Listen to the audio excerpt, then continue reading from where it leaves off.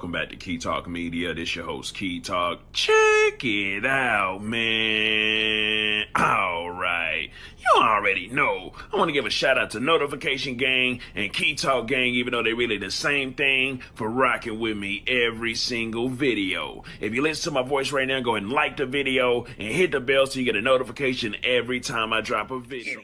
Anyway, so the last time we spoke about Nipsey Hussle, who was pretty talking about his good friend Cowboy and fellow Rolling 60s member, and pretty much Cowboy was like, yeah, I'm going to be taking a stand, you know what I'm talking about, I'm going to take a stand and I'm going to say whatever, you know what I'm talking about, and of course, you know, there's a guy named Brick Baby who now a lot of people in the comment section was saying he ain't got no street rep, he ain't got, you know what I'm talking about, he ain't really a factor in the hood like that, but of course there was, you know what I'm talking about, he pretty much banned Cowboy from the 60s, said don't talk about any type of street stuff like that at all. Now, since then, Cowboy has already said, man, if you want to go with a fade, we can do a fade, we can do whatever. I'm going to do what I'm going to do because Nipsey Hussle was my, you know what I'm talking about, that was my best friend, was a good friend of mine, and I'm going to do the right thing. Anyways, well, it turns out now that another guy that actually witnessed the death of Nipsey Hussle, he was literally right there whenever he died. He goes by the name of Evan McKenzie. You already know. Evan McKenzie said,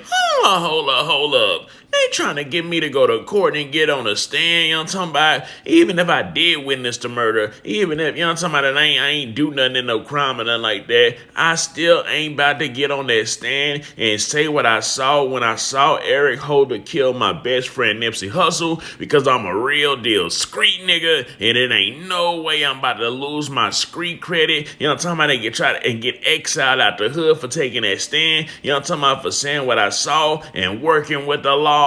Anyways, so Buddy got some good news and Buddy got some bad news. The good news, he's still gonna be good inside the streets, and everybody gonna, you know what I'm talking about, probably give him some props and a good job, and you know, you keeping it real street and being a real street nigga for not going to get on that stand, so he will be able to keep his street credit. Now, as far as, you know, outside the streets in the court system, they done issued Buddy a $500,000, $500,000 warrant, you know what I'm talking about. What in the blue hell is going on? Buddy got a $500,000 bail because he refuses to go into the court to do any type of testifying at all.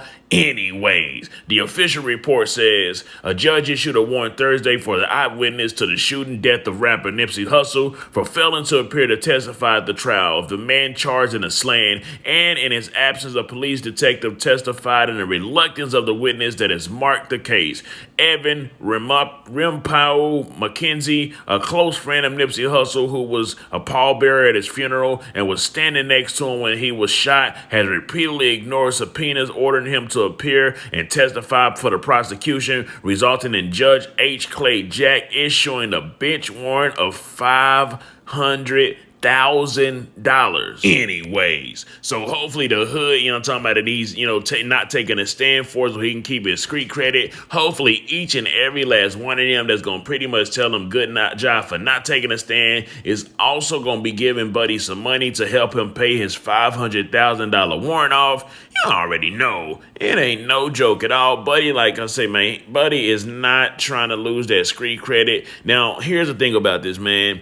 This is what you got to go through if you decide to jump inside the streets. If you jump inside the streets, this is what you got to live by. If it gets to a point in real life where you got to go to a court, for instance, like, first of all, if your partner die in front of you, you can't do no snitching at all. You know what I'm talking about? You can't talk to no 12s. You can't talk to no, you know what I'm talking about, nobody within no law enforcement to give any type of details to try to get the person that killed your partner prosecuted. You got to deal with that in the streets, aka go and clap the person that, you know, that clapped your partner and leave the laws out of it at all. Now, if the person that clapped your, you know what I'm talking about, your partner end up getting arrested and they know that you were there on the scene and saw that actually happen, they gonna try to pull you into the court to try to do some testifying to get on the stand. And if you choose not to get on the stand, this was gonna happen. They're gonna hit you with an extremely high fine, probably some jail time. I mean, $500,000. God dang, nigga, the average person ain't got no $500,000. But anyways, this is the decision that you decide to make whenever you jump inside the streets. You got to take everything that comes with it, whether it's going to be jail, whether it's going to be death, whether it's going to be a $500,000 fine, whatever it comes with, you sign up for it, and this is what you got to deal with.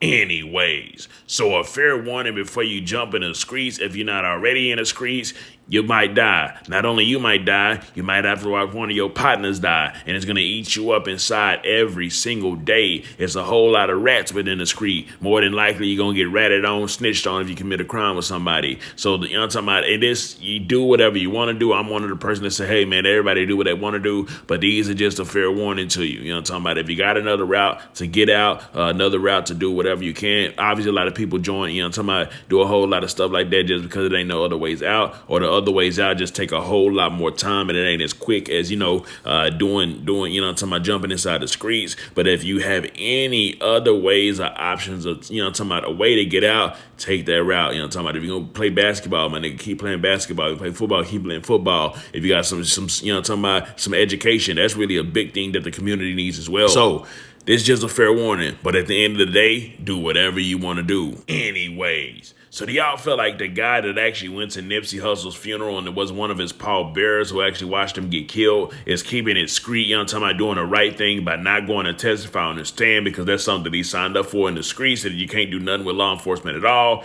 Or do y'all believe that, man, this is just a bunch of buffoonery, but he need to, you know what I'm talking about, do whatever he need to do so he don't got to pay that fine? Let me know something. Comment down below. Let me know what you think about this entire ordeal. I'm out.